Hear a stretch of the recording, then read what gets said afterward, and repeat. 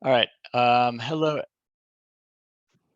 everyone. Welcome to the August 2nd meeting of Sig-Auth. Today we got a couple discussion topics, starting with Chris, proposed changes to allow bidirectional mount propagation without privileged containers. All right. Chris, are you on the call? Do you want to intro this? Yes, I am. Sure. It's basically, okay, the background is currently it's only possible to use this bidirectional mount propagation if the container that has this bidirectional mount propagation volume mount is privileged, when in actuality, the privileged container is not required. Just the sysadmin capability would be enough to do all the necessary or to propagate all the necessary information there. I mean, that's the whole proposal basically. The background is that for CSI driver functionality, it's currently required to have a privileged container. And the only reason for the privileged container is this bidirectional mount propagation. And if you would no longer have this requirement, so the bidirectional mount propagation requirement, privileged requirement for the bidirectional mount propagation, you would be able to have CSI drivers to provide this mount-unmount functionality in the CSI driver with just the sysadmin capability. Since that is enough to do mount-unmount, to use the mount-unmount binary. And the topic it's brought up is basically, would changing this requirement, so would changing the validation to allow bidirectional mount propagation for unprivileged containers that have the sysadmin capability, change anything for existing users. So this was a request from Sig-Storage. I linked the specific comment that requested this. Basically to clarify if there could be any problems if this changes. I think she mentioned Mo Khan, that you talked about it already, and it should be brought up here. Yeah. Yeah, I think so. For me, the high level concern was just how are people using this today, and like what are the assumptions and sort of behaviors they're assuming out of the system. The strictness of the validation today and sort of the very precise level of access you need and like high level access you need kind of makes this very clear what's going to happen, and like if you want to prevent it, how you would go about doing that. Like for example, if you don't allow privileged containers, you know that the thing can't do this. I mean, to be perfectly honest, this PR wouldn't be a perfect solution because, for example, AppArmor needs to be set to unconfined anyway. For privileged containers, it's automatically set to unconfined. But if it's sysadmin capability with a non-unconfined AppArmor profile, then it's still like blocked. But the mount-unmount binaries do not have the required permission still.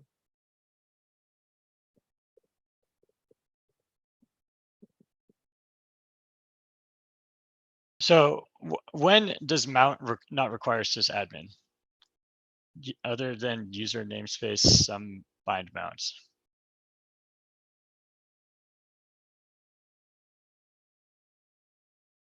I mean, in the sysadmin context, it's only about bind mounts.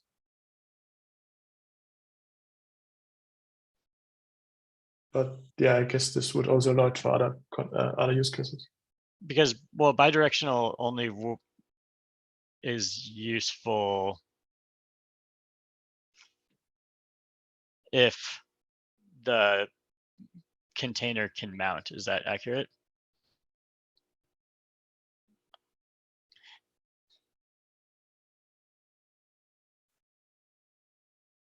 Just so I can be clear that I'm understanding the level of conversation we're having.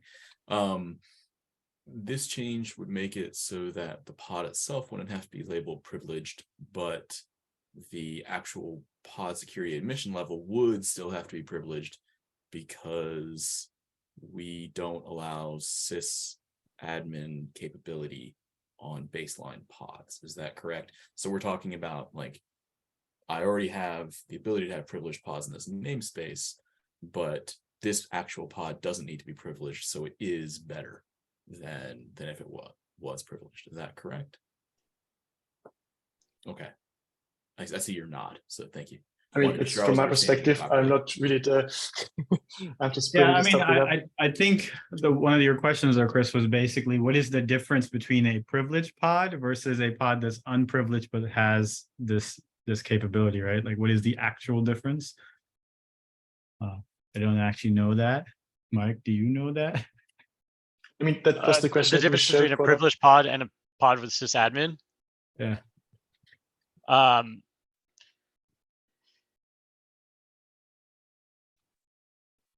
I think practically there's probably little difference from a security and isolation perspective.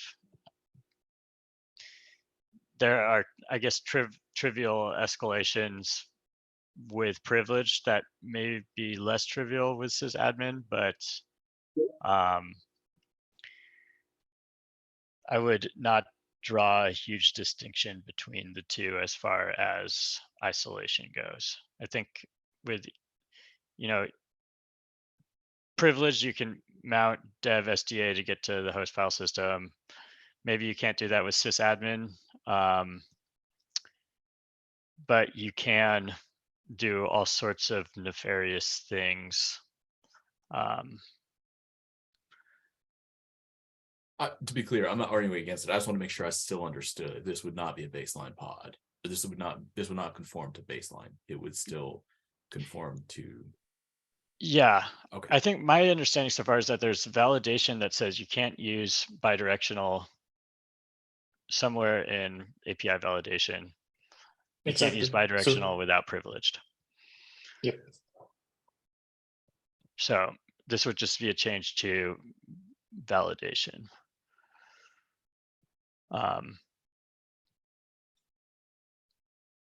So this is a little bit misleading because I think sysadmin, even without privileged, is very powerful. But I don't think that is necessarily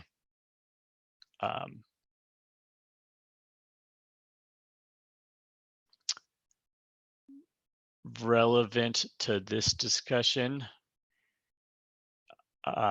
because I think we're talking about like the control and the like pod authorship.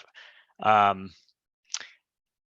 would say that given that this is constrained by PSA or any admission control, this doesn't seem like a issue. This seems like overly strict validation.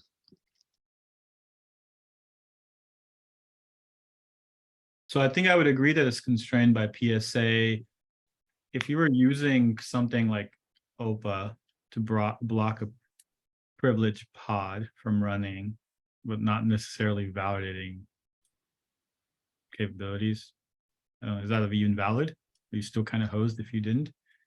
That's a big hole. Like, right. I'm thinking through this. I'm making sure that there isn't like a person that has like something that works today, and then we suddenly break them without them knowing. Right? Like this will just happen, right? Transparently, right? We will relax validations, and previous things that were not possible will become possible without, like, there's no PSA version bump or anything, right? Like there's nothing like. Nothing would change on the PSA side. No, I understand.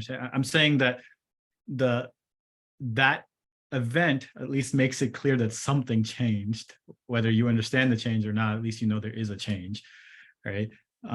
Here it would be transparent. I just want to make sure, mostly out of just caution. Like I don't personally have anything that's going to get messed up by this. I just don't know what crazy thing people have done with this thing. So if somebody already is allowing sysadmin pods, I don't think that also then allowing the pod authors to use bidirectional mounts is much of a makes much of a difference as far as I guess security or pod isolation. They probably should not be allowing sysadmin in the first place if they do not trust what is running inside the pod.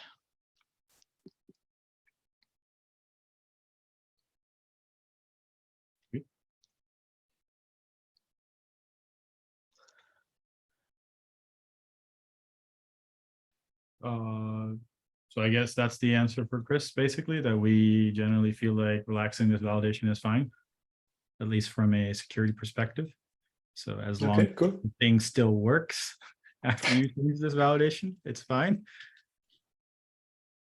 I mean, yeah. So from the whole use case is CSI driver, and sysadmin is the only capability that allows this mount unmount functionality. So yeah, I mean, we tested this accordingly.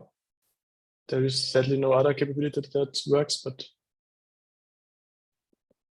functionality for our use case works the same with privileged as with sysadmin.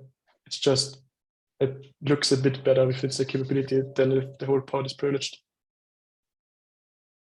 And if you're under something like pod security, then you still have to be within the privilege level to be able to use Yeah, I this mean, level. there is So no pod, there's no standard except privilege that allows Yeah. this. Yeah. Tim, you want to go? Yeah, this is maybe a little bit of a tangent, but when we're documenting this or talking about this feature, and kind of like just in general, I feel like we need a different way of distinguishing or referring to privileged containers. Like privileged equals true on the container means something different than like privileged container in the general sense.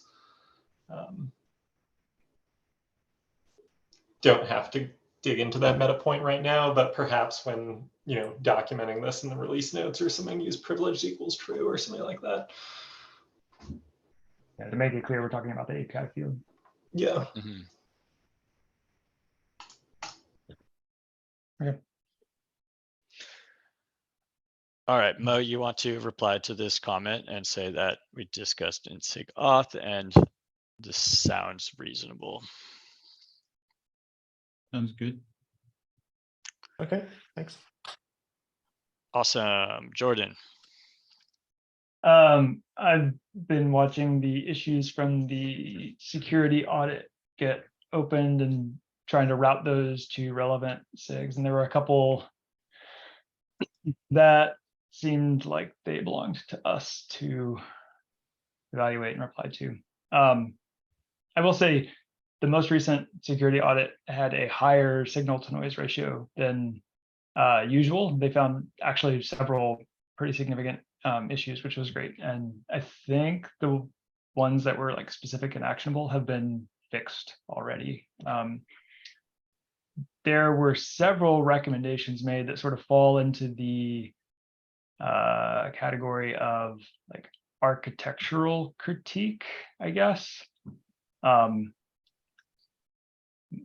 Rather than saying like this is a bug and it causes this vulnerability, it was more saying this design is difficult to understand or has this characteristic in practice. And so I wanted to surface these and maybe talk through these two in particular, and sort of come up with like our response. So the first one talked about additive access controls. And so this is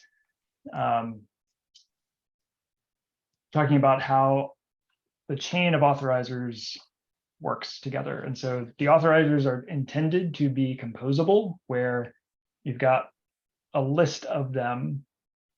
And if any of the authorizers you've set up allow the request, then the request is allowed. And by default, if an authorizer doesn't allow a request, it just sort of passes on control to the rest of the things in the chain. That was the original design.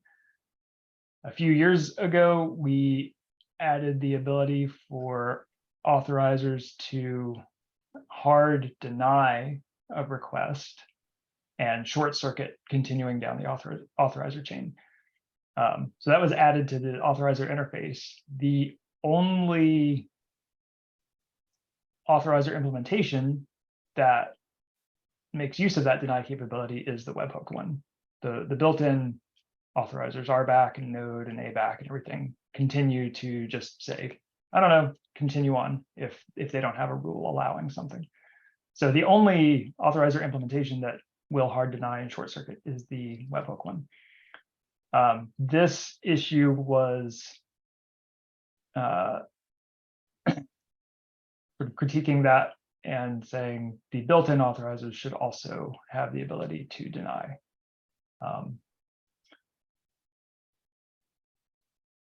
Yeah, so that's a summary of the issue. Before I sort of give my take on it, open it up and see if other people have thoughts first. I know David, Mo, Mike might have thoughts. We've talked about some of these things before. Yeah, deny is tricky because if you have a latent read of whatever is sourcing your deny rules, you can improperly allow. And that has been a stumbling block in the past. Or, well, if we can't read our data, or how latent can we let our data get before we say we just have to deny everything?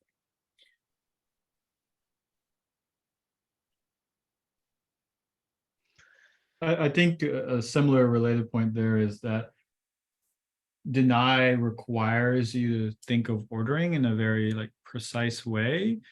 And today, especially since we don't have the multiple like authorization webhooks kept yet, the ordering is just basically that list of authorizers. And as Jordan mentioned, only the webhook one can deny. So like your denial point is very specific, and that's like the only place it exists. So it is relatively easy to reason about. The idea of RBAC supporting deny mixed at the different scoping levels that RBAC supports, handed to regular users to make whatever policy they want, sounds terrible. I mean, as a concrete example of where something like that could go bad, should a namespace admin be able to deny a cluster admin the ability to delete pods in his namespace? As a practical consideration to work out when designing deny rules. Yeah, so you have to have specialer, more powerful rules. I'm not sure what you would do. or something. I don't think it's a thing we want to allow users to do. Or Go ahead. I was just going to say, or controllers, wedging controllers, or global lists with namespace level denies.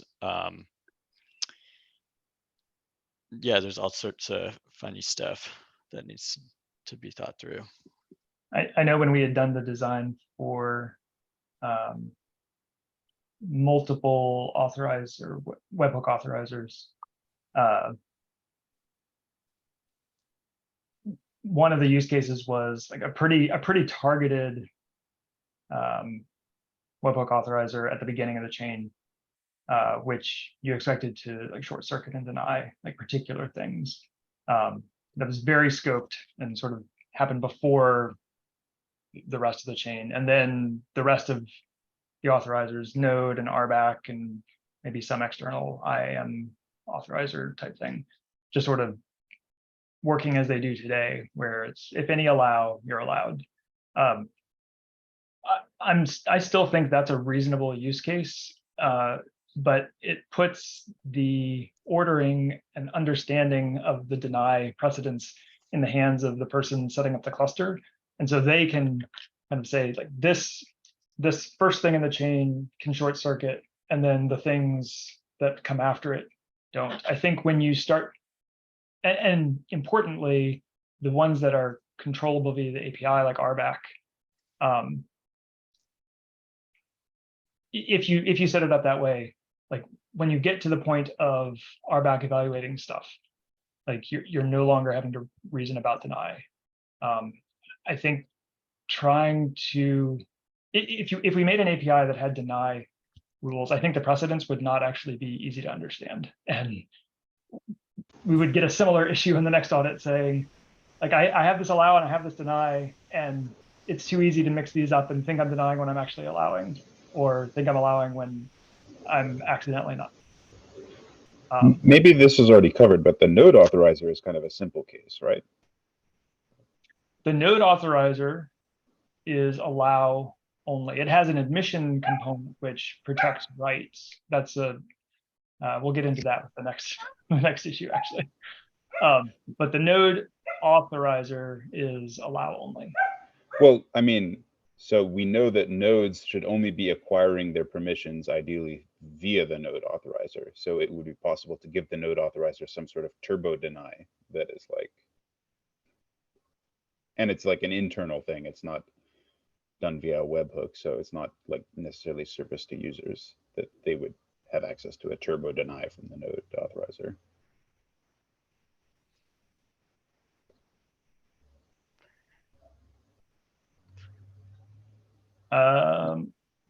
Having a node authorizer change to start denying, I mean, I won't say that it's the right choice for people to make, but I could also see people reusing node creds, whether they should or shouldn't. And Yeah. we could decide to hard break them, but we should go into that, open-eyed. We've explicitly recommended that pattern since we don't have any sort of node authorization for daemon sets. But the people who pick up node creds to use them are doing them because they want to acquire permissions that are granted via the node authorizer. Or because they want to have per node credentials maintained by some other process. Yeah, there's ways to mix it, right? Like you pick up the node credentials and you get all your write permissions via that, so you're bounded and protected. And then you have some central config map that has stuff, and you say like any node can read this. There's nothing confidential in it. You can read it. So they're counting on like reading this sort of public config map from an RBAC grant. But then like all the transitive pod and secret and config map and read write permissions, they're expecting to get via the node relationships. I don't know. It's not obvious to me that we can like hard limit node credentials to the things in the node authorizer graph safely. Yeah, I don't understand this. So let's see, the main concern here that I'm reading is the model can be considered fail open in the event that a principal is through generic or overbroad role definitions granted unintended permissions. Yeah, I don't understand that line. Like it's not fail open if it was granted access. Well, But like, is imagine that like sorry. Go ahead. Imagine the case of someone operating a cluster, granting some super scary permission to system nodes, right? Like they may not understand the consequences, but they've broken node isolation. Should we like be preventing that from happening? I think is the thrust here. Or granting all authenticated or Yeah. unauthenticated, like we've seen that before. I guess how would you fix that with a deny? So I think I answered this specific use case pretty well because I remember this from OpenShift Online, where we let people use a single namespace and they were allowed to do whatever they wanted within a tight circle in that namespace. But one of the things they weren't allowed to do was to grant a different user of that multi-tenant cluster access to their own namespace in any way. They weren't allowed to share namespaces. There was I think it was pre-admission plugins, but the equivalent of admission plugin that restricted. It was the role binding restriction admission plugin. Yeah, that thing. Admission came very early in Cube, so we had it. It was, I guess you could view it as a deny rule, but it happened at admission time. Yeah, it prevented you from making the role binding in the first place and thus expanding the access. What this person I think is basically saying is say I have a policy, like in the general sense at the global level, that says that thou shalt not do these things in these environments, right? Like, like for example, in the Azure environments I have access to as a Microsoft employee, I am not allowed to expose those VMs to the internet. I can go try really hard. I'm like full admin in my little tenant, but the Microsoft policy well above my layer just physically prevents me from doing that, even though I'm effectively an admin in my little box. Right? I think that's what they're basically talking about, that style of use case of there's certain things that are just foundationally disallowed because they're inherently bad, but the people operating or using the environment might have significant access to it because of their job, but that doesn't mean they can violate the policy of the company. It seems like most of this would be around policy around writing RBAC objects. Yeah, that doesn't sound like a problem with stacked authorizers. That sounds like a problem with RBAC not having deny. Yeah, so there were 4 concrete things this recommended. One is deny rules in RBAC. I don't actually think deny rules in RBAC help with what they're asking for. I think what the problems they're describing are fixed by restricting what RBAC you can write. The second thing this says or suggests is an option to configure authorization so that all authorizers must allow in order for the request to be allowed. I don't think we would ever do that. Like that's it basically makes it impossible to create authorization for someone. Like if I have a webhook and the node authorizer and RBAC, I don't think we would ever make it so that you have to create an RBAC rule and you have to go to whatever's backing your webhook and get them to allow something. Yeah, I mean, I think things like the node authorizer are just very specialized to like a very specific set of subjects, and thus saying that it would somehow know that it was supposed to allow like Mo, even though Mo is not a node. You would just end up with actual fail open, where everything like allowed instead of no opinion. They're like, I don't understand this, so I guess I'll allow it. Yeah. That's horrible. The third thing was consider a mechanism for one authorization mode to subquery other authorization modes. And again, I don't think we would do that because it couples the other authorizers, which are intentionally independent. That sounds a lot like secondary authorization in admission control. Maybe. Cloud providers might use that, right? So like exactly. if you have an IAM set up, you may want to ensure that, IAM rules in your platform can't break something that has been installed via RBAC. So this would be exactly how I would imagine a deny policy in the future would be implemented. For what it's worth, this sounds like a cell-based authorizer since we already exposed that kind of stuff to cell. Well, so for any reasonable deny policy, it has to be independent of all allow. So we go evaluate the allow policy, get a result, and if it is allowed, we go evaluate the deny policy. Take. Why would it have to be in that order? Sorry, it's less obvious to me that it would have to be in that order. So,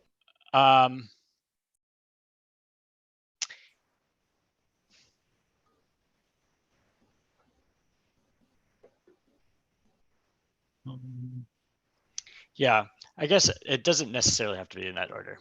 I guess it would make more sense with like maybe a logging directive coming from a policy check. But you're right. I guess we could just deny up front.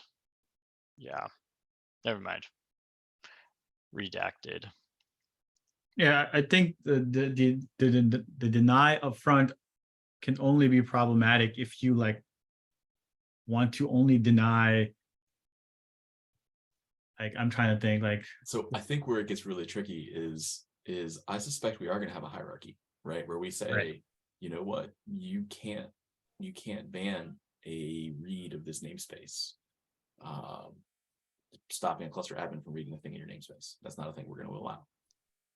And that gets you into the realm of, well, now I have an ordering. This allow is more important than that deny, which is more important than this other allow, which gets really hairy to understand. Yeah, I mean, talk about breaking expectations. Like today, we don't have deny rules. So we say it's allow only. And if you allow it in RBAC, like my allow isn't going to interfere with your allow, like it's additive. As soon as you say, here's a deny rule, if I create a deny rule and someone gets to do the API request anyway, it's like, you lied to me. Now it's a security bug. On the aspect of ordering, denies are, I think, slightly more likely to be implemented as calls to an external system.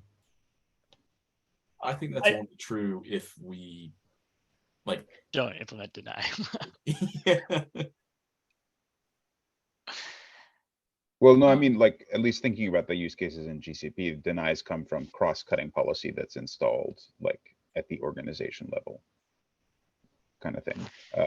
So that's inherently reaching out to a non-control plane system. Like, I not think that within if we cluster were control to plane. allow deny rules to be written at a level that a namespace admin or a cluster admin can use, I would expect those sorts of policies to proliferate. And while the ones that we, as the people who run the clusters, really care about are the webhook ones, I wouldn't expect those to remain in the majority, just because we're going to have what, order of 5 rules or something, and we will see dozens per cluster once we turn this on. Yeah, another deny use case is that is not a global one, is that somebody wants gatekeeper to be running before they accept, or gatekeeper admission webhook to be registered before they accept any mutating requests in the cluster.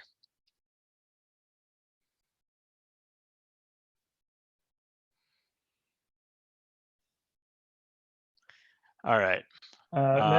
Just to round it out, and then I'll try to summarize this one. The last one was consider embedding authentication metadata to authorization modes, enabling increased or decreased access based on the context of the user. So all the information from the authentication layer is available to external or to authenticators. RBAC and Node don't make use of it today, but webhooks certainly could. So what is meant by authentication metadata exactly? Like yes, there's a certain amount of user information today, but are they saying more stuff, like stuff that like maybe shows up in like the audit logs today, like IPs or whatever?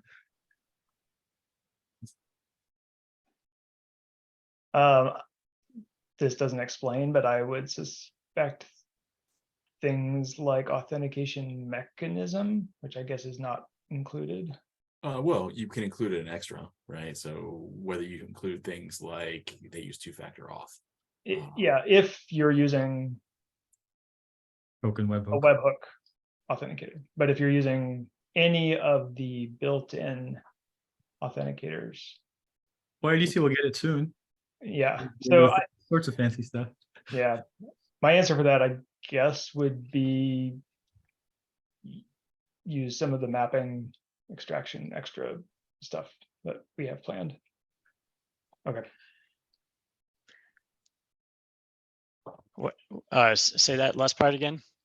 So for the token, like OIDC authentication, today it's a pretty simplistic extraction of username and group claims, but the work that's in progress would allow you to add another extra bit that says this was my, this was a token authenticator, or pulls from some other claim in some other way.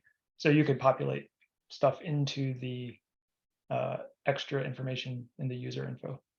Yeah, so like one of the obvious things is you could put like the issuer in like the extra field, and then you could have an authorizer that looks for that issuer to know, okay, these are the identities coming from the IDP that I trust. That means I know I can go look up the user in some database. I can do some extra validations and that, right? Like you can tightly couple it if you want to. Yeah. So we have the like user context, we have the resource contents subject access review, but we don't have like request context, and I guess the way around that is to embed it in user info extra. But if information about the request is even available, which it's not really yeah, to anything except a front proxy. right. I mean, I think if we wanted to, we could generically on all authenticators using an extra key that's scoped to the Kubernetes IO namespace, right? We could include stuff like, was this the like a cert-based auth or a OIDC token auth or whatever. Like we can include some generic ones if we felt like that was a thing that you were supposed to be able to validate against always.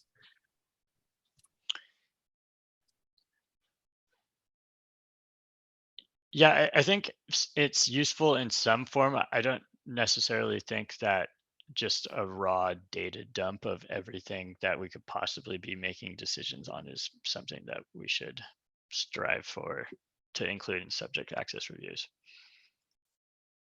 Yeah, I think I would agree there. It's more about like, is there some small baseline of things that we think like are useful to like 80% of users that care about this kind of stuff, and should be just generically do that. But yeah, so this is a tangent, and I'm not even sure that this is what is being asked right now. But what one pattern is to have some sort of concept of an access level that you decide based on request context, like this authenticator from this VPC, then trusted or something like that. And then you can base, I guess what gets passed through is just that access level calculated from the attributes rather than kind of the raw attributes. And you build policies based on, or write policies based on the access level, I guess conditional on the access level, or however you want to think about it. Not necessarily sure that this is what is being asked, but yeah, I guess Jordan, how do you want to summarize this? I will write up a summary of this discussion, try to take sort of the 4 recommendations, point to work that's in progress, point to the aspects of deny authorizers that we support today and are planning to enhance, and probably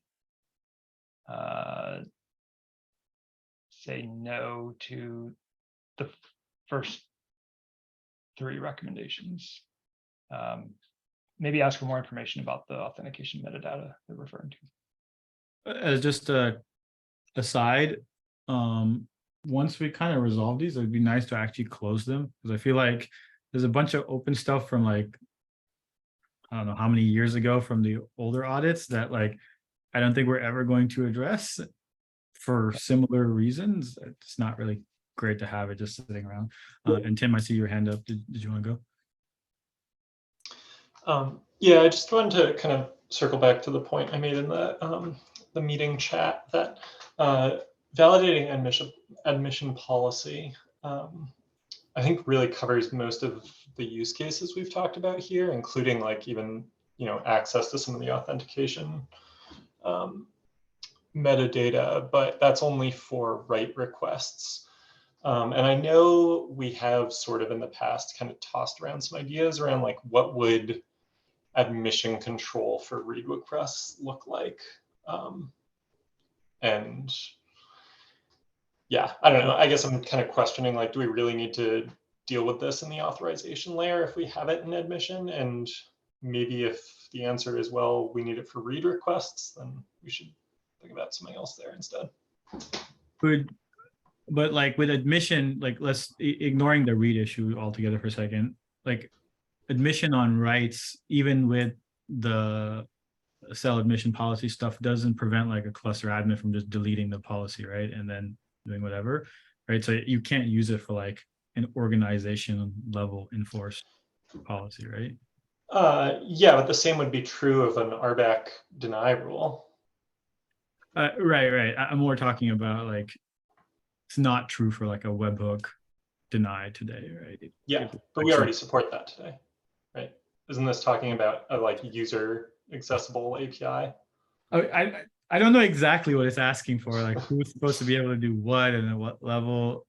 I think it's more saying that whatever we have today is maybe not good enough or whatever they think we're supposed to be able to do. I have enough to write up a response and point to like capabilities that we have and things that are in progress. We jump to the next one, maybe. All right.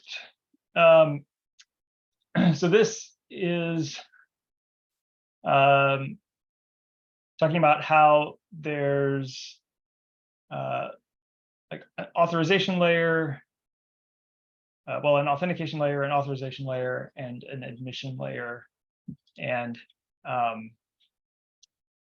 how like each layer has sort of its own abilities and only applies to certain types of requests and only has certain types of information. And I think we just talked about a little bit of that. So authorization can control reads and writes, admission only controls writes, but authorization doesn't have the content of the object. And so you end up, some policies to accomplish what you want have to be sort of split between authorization and admission layers. The node authorizer and the restriction admission is a good example. And so I'm not actually really sure what this is asking for. It's kind of pointing out this difficulty. Object validation formats within RBAC policies for objects. So it's wanting RBAC authorization to apply to object contents, which is basically rewriting the authorization layer to happen after decoding. Yeah, Tim. So is that actually, though, a desire for implementation or a desire for cluster admin expression? So I can definitely look and say, I don't have appetite for changing the actual authorization mechanisms themselves, but to say I want to have a way to express an intent that spans both authorization and admission, I don't see that as immediately bad. Yeah, I was going to say something similar. It's like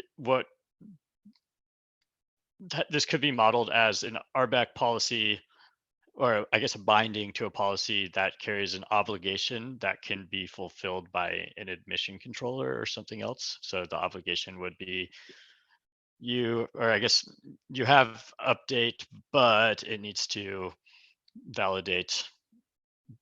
go through this admission validation, and then you can remove the obligation and then the access is approved.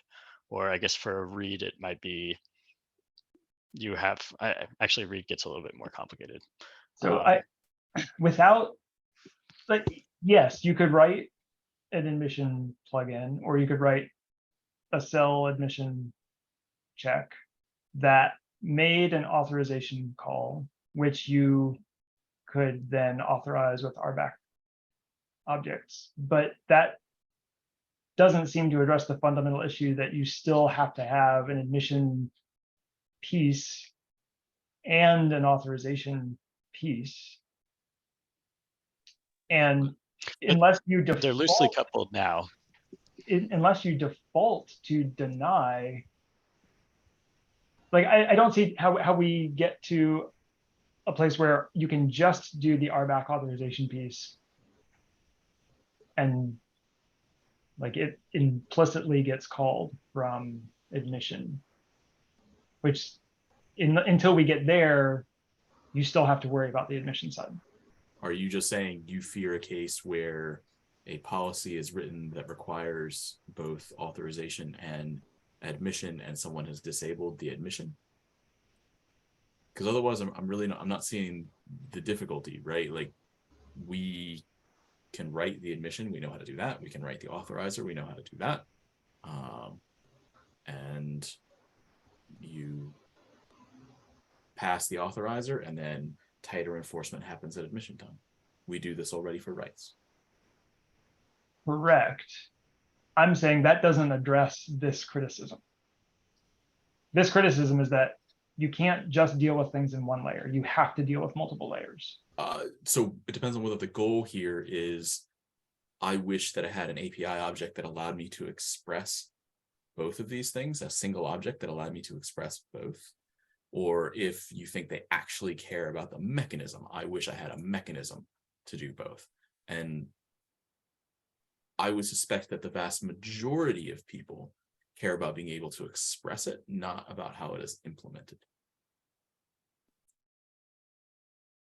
So I think I'll go like, and I see Tim mentioned it in the chat too.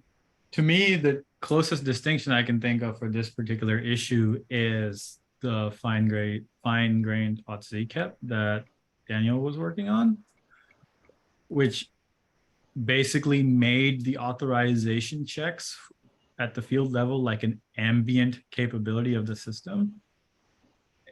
I think that to me was much better than like thinking about like, oh, is this admission? Oh, can this be enabled or disabled or any of that? It was more like all APIs have like this capability now, and you express it via authorization. And like, this is the schema for that authorization. I mean, the example gap they give here is you're not authorized to fetch a secret directly, but you are authorized to write a pod which can run a container and mounts a secret which you can read inside the container. Like, none of the fine-grained authorization stuff or the validating cell admission, making authorization calls, none of that addresses something that says, oh, you can't read a secret, therefore you can't do anything that could possibly let you worm your way around to reading a secret. Like, that doesn't help that example at all. Yeah, that is a fair point. I think that's sort of one of the Achilles heels of our system in a sense. But this is why for admission stuff, like, we've always said, tie it to the namespace. Don't try and subdivide authorization within the namespace. And I worried that if we tried to solve something like this in the authorization layer, we'd run into those same problems of like, we don't have a good way of delegating authorization to controllers, and, you know, making a replica set or something is different from creating a pod. I think it comes down to like, we need to tie it to the namespace at the admission level.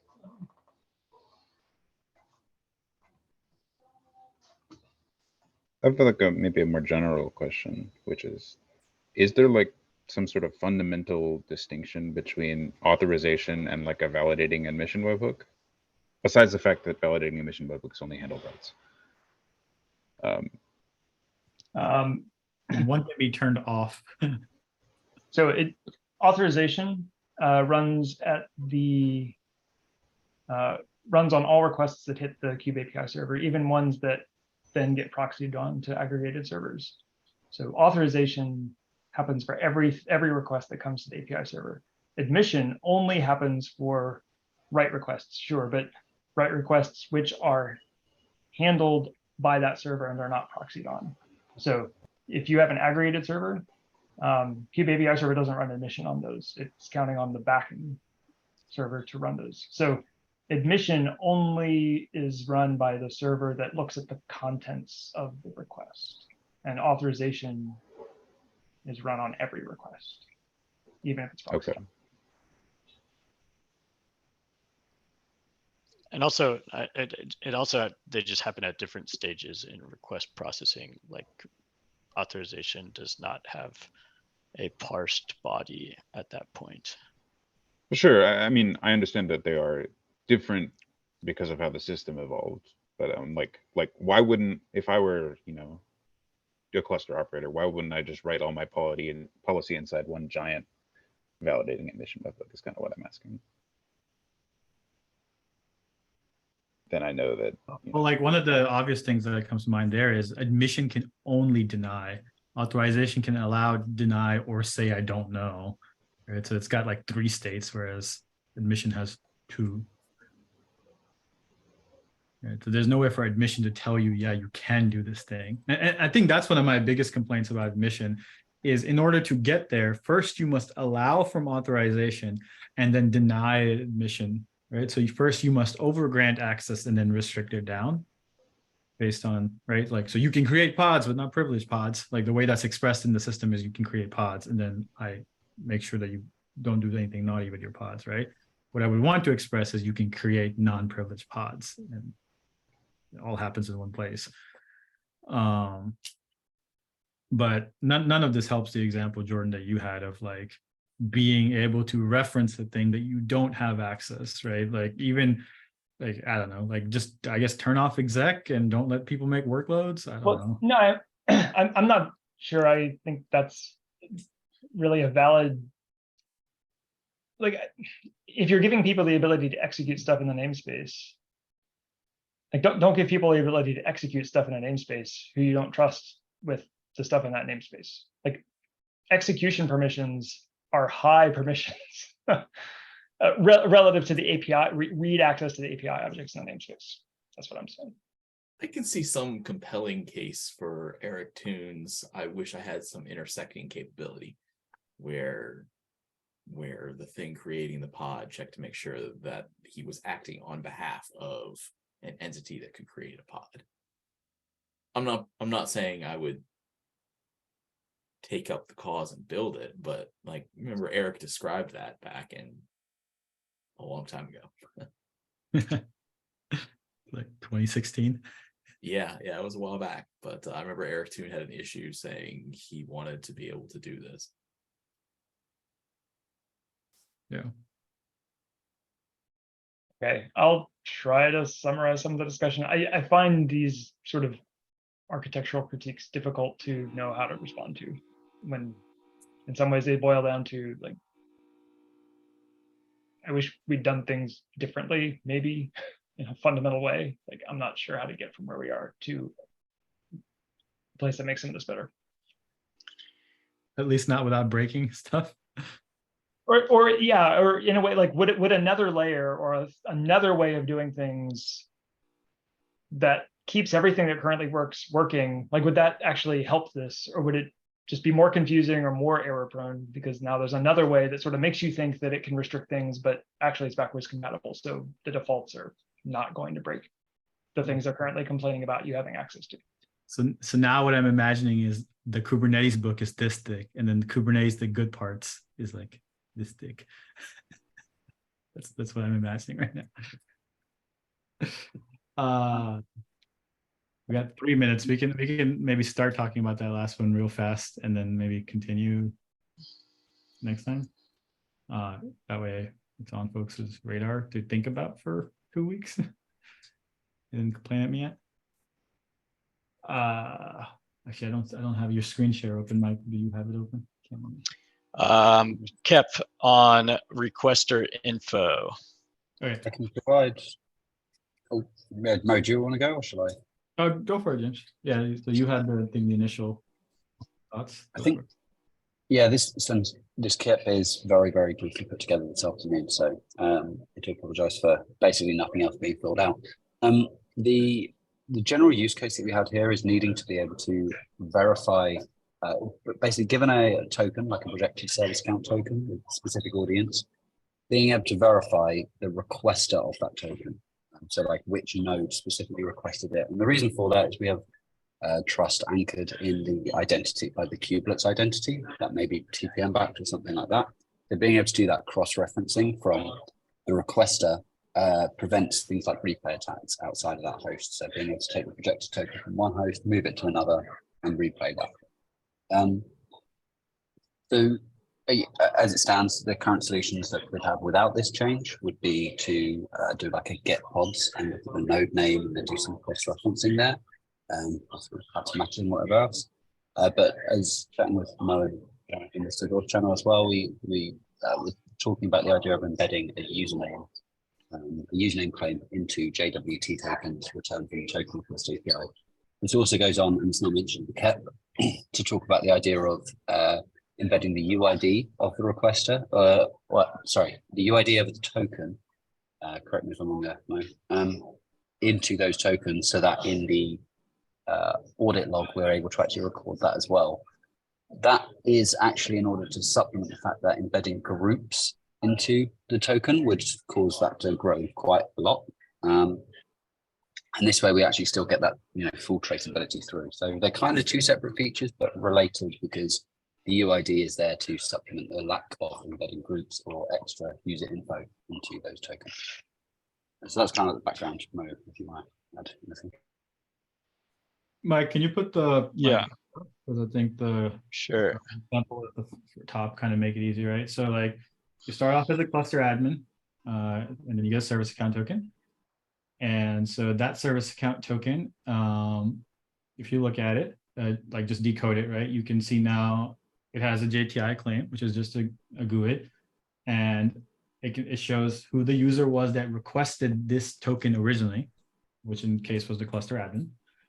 And then when I try to use the Who Am I API with that token, you can see what that looks like if you scroll down. It'll have some extra claims. So you can see that JTI is funneled through and the original requester is funneled through in the user info itself. And then if you look at the audit event that was associated with the original token request, you can see that the JTI is in there.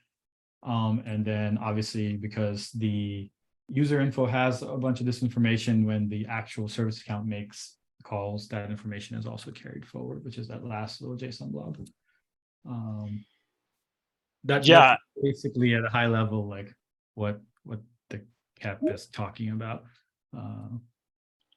Yeah, so I'm definitely a proponent of username and UID in a delegation chain. So not a single requester, but if there was a requester on the previous one, that would be carried forward.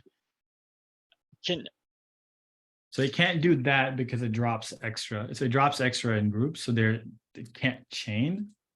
You could say that's a bug or a feature depending on how large you want your tokens to grow.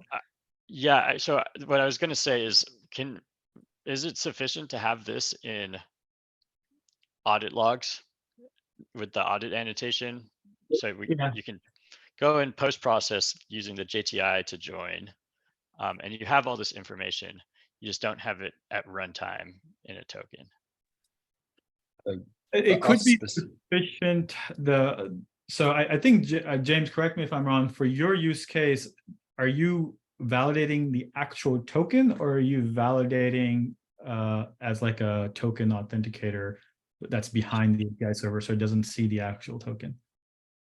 No, so we would accept a projected service account token, and that would be presented to us by an identity that's aligned with like the node. And that projected service account token would embed the pod name and the node name to cross-reference node name with that requester. But I think for your use case, James, then the fact that it exists in the payload is sufficient. So I think Mike's question there is basically, do you need to progress this further down the user info chain? We don't know. I could go either way, I guess, on that one. To me, I think the larger question is, if we don't do it, what is the reason? Like, are we saying it's a bad idea to write an authorizer or an admission plugin that makes decisions based on this information? Yeah, well, so I am in a bajillion groups. So every time I see the list of groups that I'm in, the line goes, or the list goes, it's probably in the thousands. Right. So just to be fair, the way I implemented this, it does not hold on to groups or extra on purpose. of the original requester. It just drops those completely and says That- you get That username. information itself. Yeah. Oh wait, sorry. This is not. Where are we? Where's the token? Sorry, I'm not looking at the right thing. Yeah. Okay. There Sorry. is no groups. There is no extra. It's just username, UID, and I think we probably should length limit those. Okay. Cool. No UID in the requester. It has UID. It's just that my user didn't have a UID, so it just doesn't encode in the payload. Okay, I misread that. Yeah, this is how I would imagine it. Other than this, arguably should be an array. And Or the list. JTI is just an identifier for the specific token. Yeah, it's literally basically what the JTI claim is supposed to be. I'm actually kind of confused as to why we just don't have that already, because it's like a one-line implementation. I don't know why we didn't do that, but it's there now if we want it.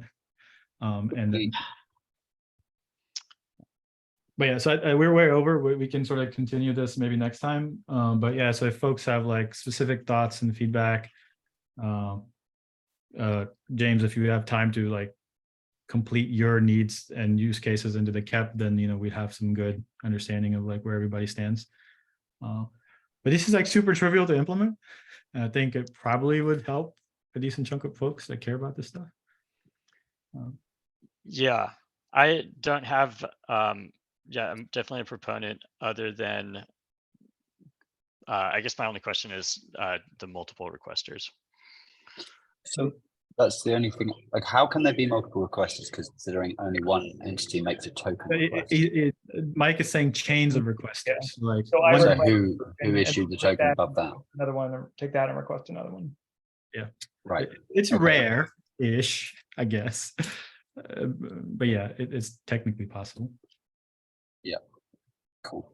Yeah, that for us at least that's not so required. But anyway, let's leave it there because we are past time. So Drop y'all. Bye. Thanks, everyone. thank you.